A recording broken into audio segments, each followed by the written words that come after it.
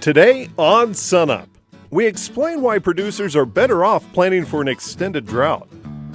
And we'll introduce you to a pair of tools that'll help you draft a better lease. Then, we are off to Central America with a group of 4-H youth. All that and more today on SUNUP.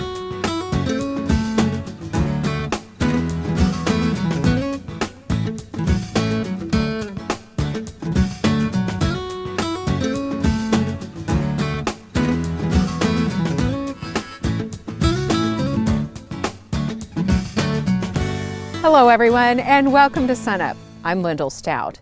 We begin the new year with lingering drought. Even though it hasn't been this severe in decades, dry weather is nothing new for Oklahoma. For a closer look, here's SUNUP's Austin Moore. Weather is always on the minds of Oklahoma's ag producers, in part because of our state's past, but these days because of our present as well. Take a look at the climate data section of the Oklahoma Mesonet website, and you'll find this precipitation history map, which charts Oklahoma's annual rainfall since before statehood. What you see is long periods of drier than normal weather, followed by a series of wet years, followed by another drought. It's cyclical and somewhat patterned. That is, until the 1980s arrived, and the drought seemed to have gone away. We've had a whole generation of people that's grown up in an unusually wet and consistently wet period over the last 30 years or so. A lot of our infrastructure, a lot of our knowledge is based on what we've seen over the last 30 years. And that 30-year period is anything but typical of Oklahoma's recorded history. People today, they go to the spigot, they turn it on, and water comes out. It's a vastly different situation than they saw in the 1930s and 1950s. So we got a generation of producers, ag lenders, extension educators, state specialists that have never lived through a long-term drought. Now, having wet weather is nothing to complain about, but DeVeest warns that this kind weather pattern may have encouraged financial behavior that is today putting producers at risk. You've got a generation of producers that may have taken out loans based on a repayment capacity of weather that looks like 2005, 2010, stocking rates were good, our summer crops generally did well. And now we're looking at stocking rates that might be half what they were previously during that wet period. And so your repayment capacity, if it's based on that stocking rate, it's not going to work anymore. If it was based on dual cropping, if we can't get a summer crop out, that repayment capacity is going way down. And we're going to need producers and these ag lenders, they're going to have to do a lot of restructuring and a lot of changes in family living expenses, off-farm income, and et cetera, to try to overcome that loss of income. DeVeest suggests a plan that should work regardless of what the coming year's weather brings. So if our producers manage as though this is the beginning of the long-term drought rather than the end, if they do that and we do get the precipitation, they've got options. They can bale hay, store it for next year, they can sell it, they can lease out grazing, they can run stockers, they can delay weaning those calves till later on, put some more weight on them, put some more value. It gives them options. On the other hand, if they're not managing as though this is a long-term drought and they keep those stocking rates the same, they manage those pastures, those hay meadows the same, next year their production, if we go into that long-term drought, is even going to be lower. They're going to have reduced stands even farther than they would have. Their production is going to fall even farther, and they're going to fall either farther behind. So we want producers to start thinking about managing this as though this drought's going to continue for another 8 to 10 years. And then, of course, we're all going to pray that it ends today. And this could be the start of another 10-year drought. We just really don't know. The science hasn't advanced enough to foretell that type of a result. But we do know that some of the oceanic patterns we're seeing now do resemble those that we saw during the 1950s drought. It's certainly not a forecast of a 1950 style drought. Again, the science is just not good enough to do that quite yet. But it's certainly something to be aware of, that we do see some of those similar patterns. We all hope that ends.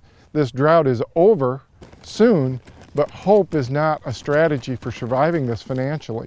So while hope is essential, a solid plan will give you a better night's sleep.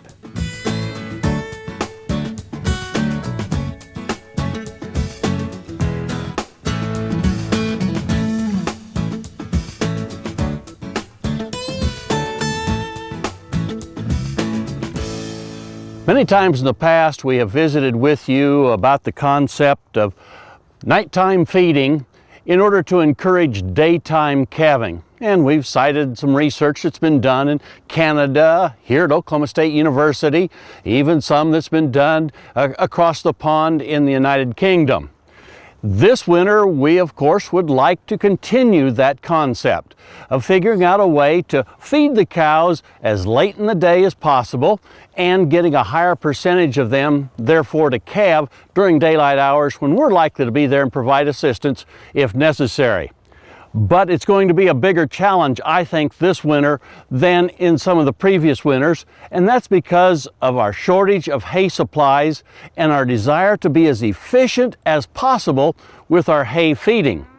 One of the things we've also talked about in some of the previous Cow-Calf Corner shows is the concept of limited access to hay in order to achieve that higher efficiency of hay utilization. Limited access meaning that we would just turn the cows into an area where the hay is already in the big round bale feeders and allow them to be around the hay for 4 to 6 hours and then move them away from that hay into another pasture. How do we mix that then with the concept of nighttime feeding?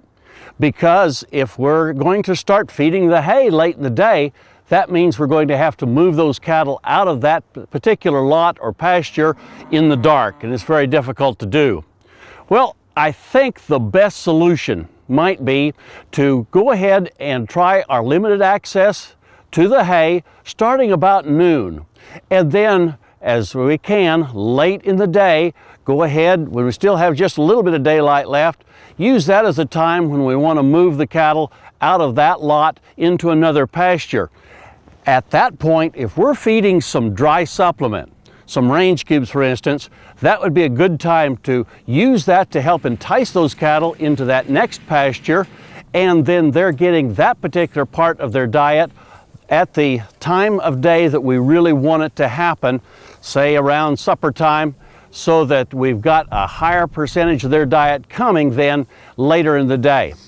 I think we can still combine these two management practices so that we can limit access to the hay for 4 to 6 hours, be as efficient as possible, and still get a higher percentage of the calves to come during daylight hours by using this combination of practices. We hope that works for you so that you save as many calves as possible this year, so we've got them to sell in order to make ends meet next year. We look forward to visiting with you again next week on SUNUP's Cow-Calf Corner. Kim Anderson, our grain marketing specialist, joins us now. And Kim, we're out of this sideways pattern. We've spent so much time talking about wheat prices have dropped a little bit. Get us all up to speed. Well, since December the 11th, when the pattern broke out of that $8.80 bottom side, they've fallen about 80 cents on the March contract, but cash prices are only down 60 to 65 cents, and that's because we've had a 15 to 20 cent increase in the basis depending on location. And I think that higher basis is a positive point in this 60 to 65 cent price decline. Now, market chatter right now is that these changes that you mentioned are because of changes in the fund market. Yeah, the funds have been liquidating long positions in nearly all the commodities. It's a year-end thing, I think, a rebalancing of their positions. Now, analysts are talking about the funds reducing their long positions, their bought positions, with no change in the supply and demand situation. I think what's went on here is that the market recognized that we had adequate supplies, which we've talked about the last couple of months in both the United States and the world, that we don't have a shortage of wheat, that we've got the wheat supply is well relative to demand, and prices were, quote, too high, and therefore they broke out the bottom side of that market, and they've fallen about to 60 cents. Okay, now that all this has gone on, what are you watching now? Well, I'm watching the March contract. It's got support at about $8. It's right in that area now. The July contract on Kansas City has support at $8.24. It's right at that level. If we break those points, and we're possibly another 50 to 60 cents down, or if we hold that, then we may go 40 to 50 up. But I'm watching the March and the July contracts. Okay, it's the new year, obviously a lot to think about. What are you going to be watching in the next week or two? Well, the last couple of weeks we've been in the holiday market. The volume's been relatively light. It's going to take us a week for the analysts to figure out what's going on. We've got a USDA report coming out in early January that they're going to be watching. Next week, if we're below on that March contract, below $8, then we're going to go down. So I'm watching that real close, watching what the funds do as they rebalance over the next week to see what happens there. Okay, Kim Anderson, we'll see you next time. Thanks a lot.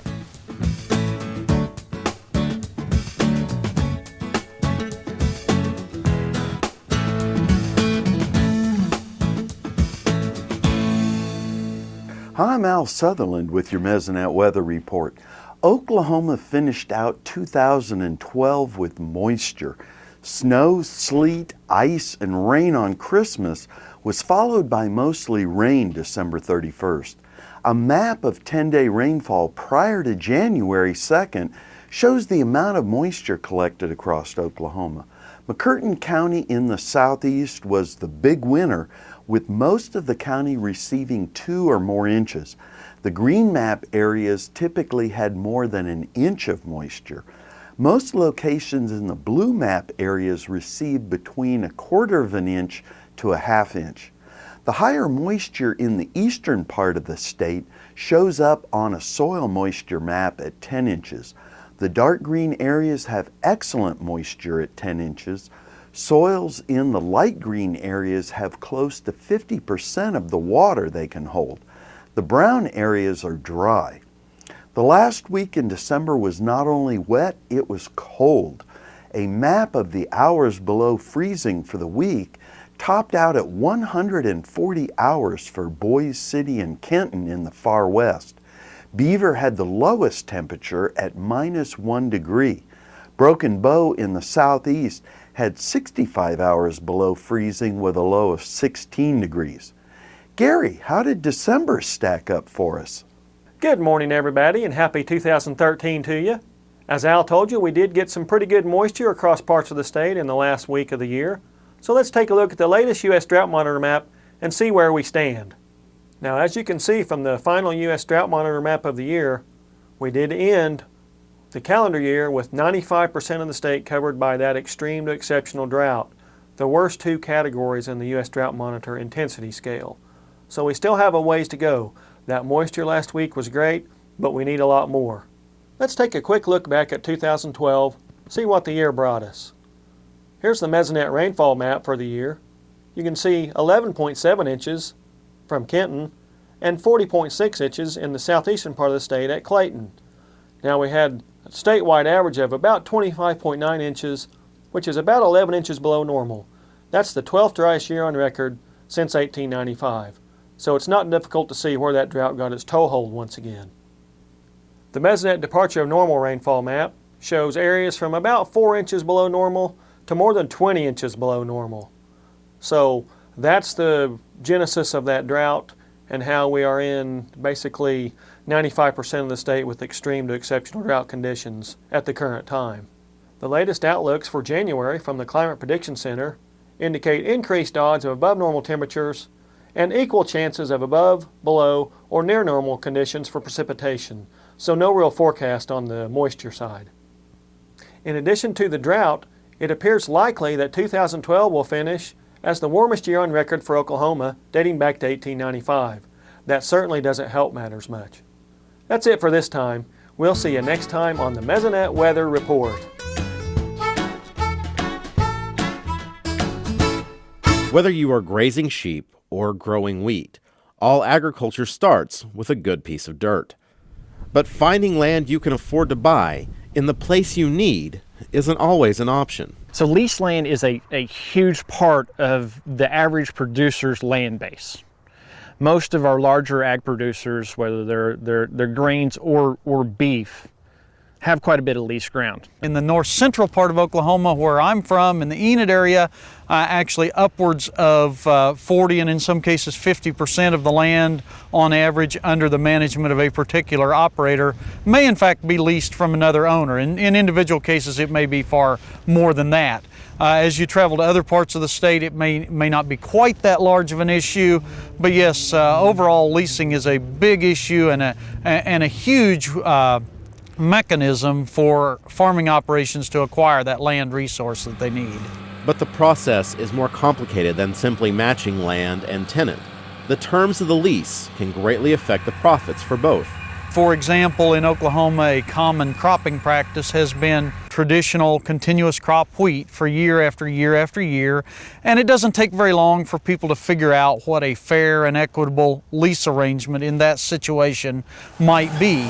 But as technology evolves and as different cropping practices come into play, we may need to rethink those traditional leasing arrangements, maybe make a change from the standard 1/3, 2/3 crop share split or 60-40 crop share split to something a little different as we add crops like canola, for example, as a winter crop, or summer crops like grain sorghum into the mix.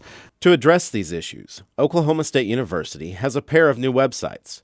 aglandlease.info was created jointly by the Plant and Soil Sciences and Ag Economics departments at OSU.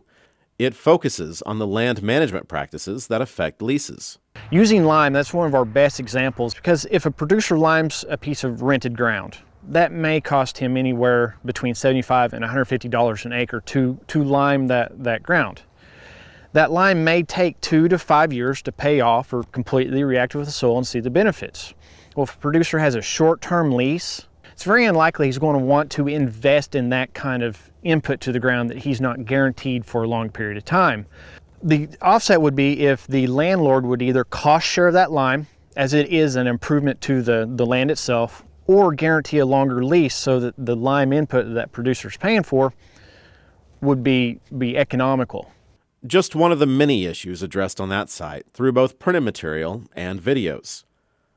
The other site is aglease101.org, developed by a regional coalition of farm management specialists like Rodney Jones. That resource provides more of the actual lease arrangement itself information. For example, there are publications that talk about the advantages and the disadvantages of the various types of lease arrangements that are out there, all the way from a very simple cash lease arrangement to a simple crop share arrangement to now publications that talk about what's becoming much more common, the flexible lease arrangements, where the returns to the various parties change as conditions change over time, and that's built right into the lease. That includes example forms and worksheets producers can use to look at the leases themselves. Joining us now to continue our discussion on ag leasing of land is Shannon Farrell, our favorite ag lawyer. Shannon, let's talk about leases here in the state. We do tend to have a lot of leases here that are done just through verbal agreement. There are, and that seems like the most easy thing to do, and people kind of say that, well, in Oklahoma, a handshake's still a contract, and that's kind of a character and honesty issue, and that's kind of true, but we often leave ourselves open for a lot of opportunities to things to go wrong if we don't actually sit down and have a written agreement, and that's probably the biggest danger of those oral agreements. Okay, so let's talk about then that written agreement. What are some of the benefits really of having that lined out? Well, probably the biggest advantage of having a written agreement is just the process of developing it. Because in sitting down and negotiating a written lease between a landlord and a tenant, you have discussions that you wouldn't have if you just have a handshake deal. And a handshake deal would probably say, all right, I want to have the land for a year and we agree to a rental rate and that's it. We don't think about all the other aspects that go into a lease, and so that discussion is a huge part of it. But the other thing too is that it starts us thinking about ideas and getting in front of problems before they actually become problems. And so that discussion is great, but also having a written document that records everything that we agreed to, and that agreement, by the way, may have been a year, 5 years, 10 years ago, gives us something to go back and touch upon so we don't have those disagreements. We can both look at the document and say, okay, these are the terms that we agreed to, and move past any conflicts. Okay, so now once you get to that, once you get to actually having the lease, what things do you need to have in there? What are the kind of the essential parts of that lease? There are a few pieces that no matter what your lease is, it absolutely needs to be in there. Number one, we've got to have the actual correct legal names of the parties. And that sounds like a no-brainer, but we've got to be considering, are we leasing the land from a trust, from a partnership, an LLC, a corporation?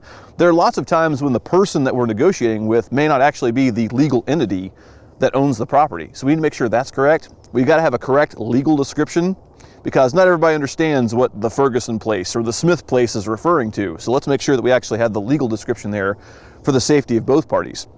Obviously, we need to be talking about rent, and specifically, how is that rent going to be calculated? Is it a cash rent? Is it a share rent? And is it going to be fixed, or is it going to be flexible depending on market conditions, climate conditions, things of that sort?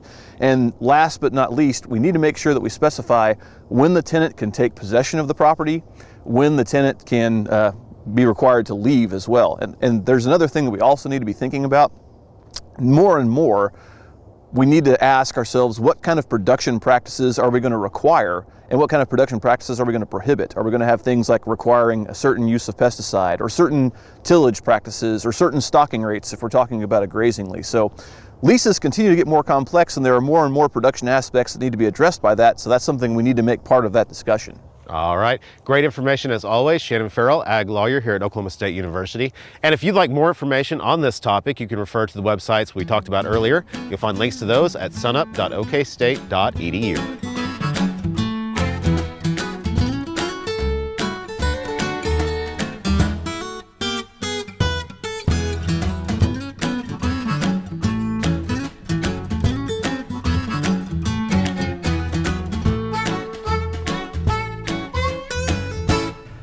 Hi, welcome to Shop Stop. It's that time of year where we're putting some equipment away, and you may want to try to keep that battery charged so in the spring it's ready to go again. You know, do you take these batteries and leave them in pieces of equipment over the winter, and then you go back in the spring and they're dead and you can't get them recharged? Well, there's a device called a battery maintainer that you may want to buy and put on your batteries.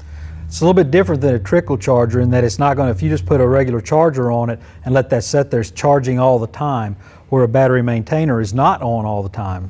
Yeah, you can take a battery maintainer and you can actually get these with multiple leads on it, because you want to have a lead for every battery, and then you can plug it in and you can just set it and forget it. And so just when the voltage drops in the battery, it will kick on, charge it for a little while, and just keeps it right where it needs to be. So that's the way to keep your batteries up and going and ready for the spring when you're ready to fire up that lawn and garden equipment. That's it this week on Shop Stop. We'll see you next time.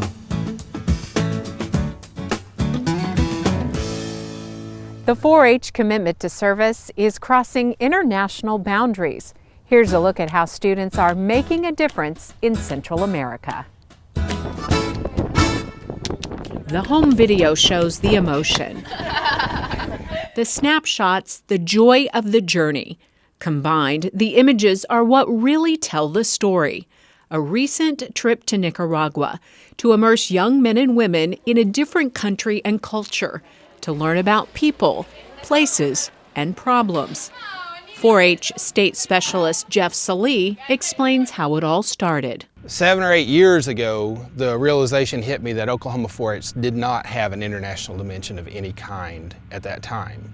So I started looking around and trying to figure out what 4-H in Oklahoma could do to expose our kids here in Oklahoma to other cultures around the world. And through that, I was pointed to the Agricultural Study Abroad office, because they take students literally all over the world. And in the Division of Ag, the College of Agriculture probably has the largest international outreach as far as any college in the university. So it's a great group to start working with. So when we started this trip to Nicaragua, the ideal audience for this would be incoming freshmen to OSU or any other university. It doesn't just have to be Oklahoma State. And they're just fresh out of 4-H, and I want to give them the opportunity to apply their skills and the projects that they have worked on for all these years into another culture. Jeff and other organizers worked with Oklahoma-based Feed the Children to plan the trip with an agricultural focus. While we were there, we taught them agriculture.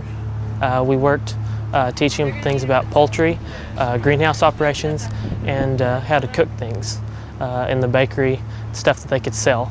I mainly worked with them in the greenhouse, stuff they could grow, feed their families, and sell for profit. Here the students are working with poultry, taking what they know and sharing that knowledge. The goal, sustainability for the local people. I worked a lot the first part of the 10 days that we were there with poultry. And basically we delivered 220 chickens to 20 different families. Another stop, this kitchen. With aprons on, they're ready to bake. Just another way Nicaraguans can learn how to use raw food ingredients to earn money. Do you like it? We also taught them to make cakes, how to decorate cakes, how to make cupcakes, and all these are value-added products that they can sell. And they don't have easy access to these things, so it's an opportunity for the ladies that are working in the kitchen to make a little money. That was one of my favorite parts, was actually cooking on a wood-burning oven. So I got to practice getting the temperature just right. We cooked a lime pound cake from some of the fresh limes that were there. And we used some of the sugar, because we had to use only ingredients that they had. So we used some of the raw sugar to make a glaze for the pound cake and used some of the eggs that they had actually produced at the Feed the Children site there. The trip of a lifetime, and the international experience isn't stopping here. We'll be going back one more time. Feed the Children has invited us back next summer. They want us to do some follow-up work, and I'm sure there'll be some new projects. Our best wishes to the students as they continue their work and plan another trip to a Central American country. That does it for us this week. Remember, you can see us anytime online at sunup.okstate.edu. You can also follow us on YouTube, Facebook, and Twitter. I'm Lyndall Stout. We'll see you next time at SUNUP.